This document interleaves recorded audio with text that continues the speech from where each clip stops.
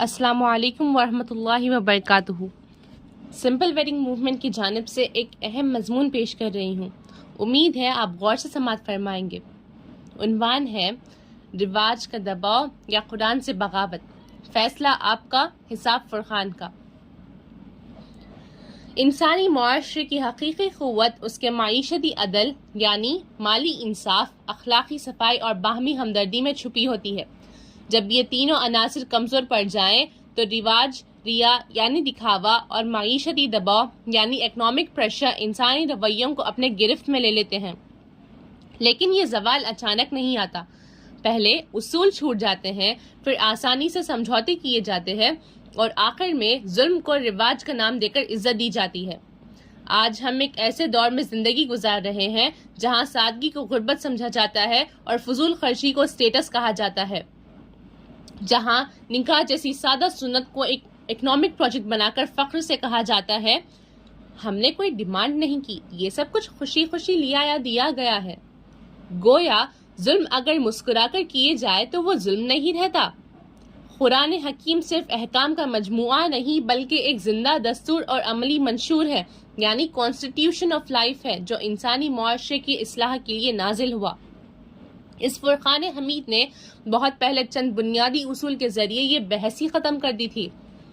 سورۃ النساء آیت 29 اور 30 میں اللہ تعالیٰ نے ایک ایسا جامع اصول بیان فرمایا ہے کہ اگر اسے ٹھیک طرح سمجھ لیا جائے تو پورا معاشرہ ظلم اور ناانصافی سے پاک ہو سکتا ہے۔ ارشاد باری تعالیٰ ہے، بسم اللہ الرحمن الرحیم، لا تاکلوا اموالکم بینکم بالباطل، یعنی آپس میں ایک دوسرے کا مال ناحق طریقوں سے نہ کھاؤ۔ یہاں باطل سے مراد صرف چوری، ڈاکہ یا دھوکہ نہیں بلکہ ہر وہ طریقہ ہے جس میں انصاف پامال ہو اور ایک فرد دوسرے کی مجبوری کا استحصال کرے یعنی ایکسپلائٹیشن کرے۔ اس میں وہ تمام معیشتی رویے شامل ہے جو ظاہراً جائز مگر اصل میں ظلم پر مبنی ہوتے ہیں۔ مگر ہم نے ایک نیا اصول بنا لیا، باطل وہ ہے جو قانون کی پکڑ میں آ جائے، باقی سب روا ہیں۔ بدقسمتی سے آج شادی بیاہ کے رواج بھی اسی باطل کے دائرے میں آ چکے ہیں۔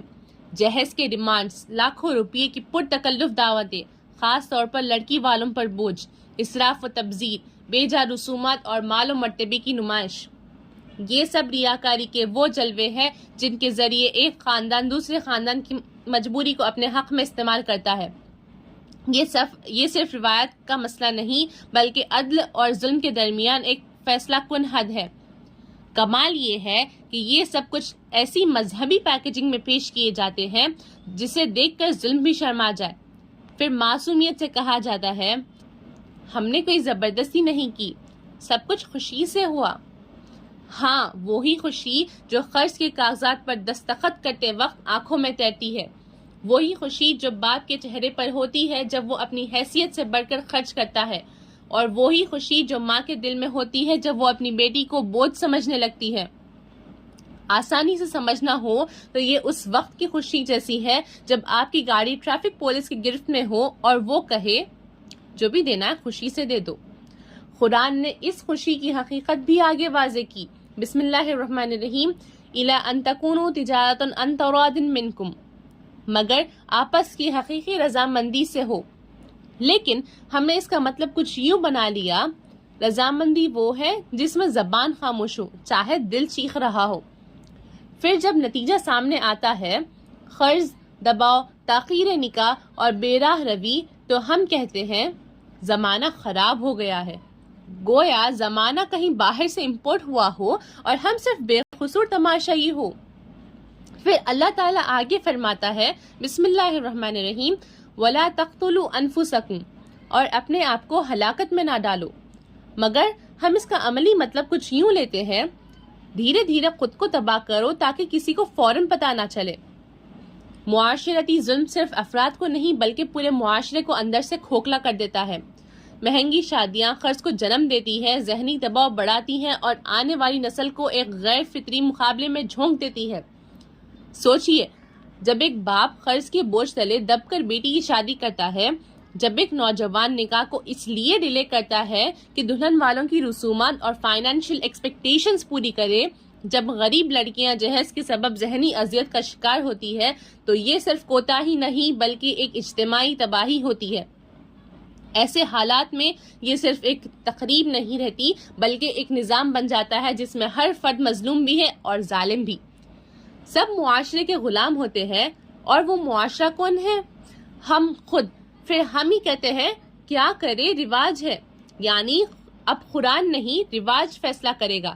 ایسے منافقانہ حالات پر اللہ تعالیٰ آگے فرماتا ہے، بسم اللہ الرحمن الرحیم، وَمَنْ يَفْعَلْ ذَلِكَ عُدْوَانًا وَظُلْمًا فَسَوْفَ نُصْلِهِ نَارًا، اور جو شخص یہ سب کچھ زیادتی اور ظلم کے طور پر کرے گا تو ہم اسے آگ میں داخل کریں گے۔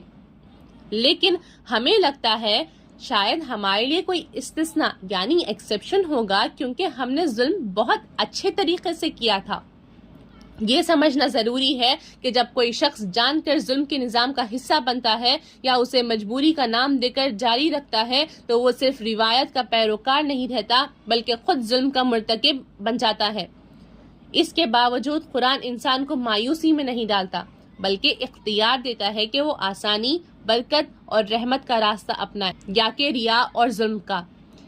ان آیت کا خلاصہ 3 بنیادی نکات میں یوں ہوگا: پہلا، مال کو باطل طریقوں سے بچاؤ۔ دوسرا، معاملات کو حقیقی رضامندی پر قائم رکھو۔ اور تیسرا، ظلم کے نظام کا حصہ بننے سے پرہیز کرو۔ اصل مسئلہ کیا ہے؟ مسئلہ یہ نہیں کہ ہمیں حق نہیں پتہ، مسئلہ یہ ہے کہ ہم حق کو جانتے ہوئے بھی اسے مشکل سمجھ کر چھوڑ دیتے ہیں اور باطل کو آسان سمجھ کر اپنا لیتے ہیں۔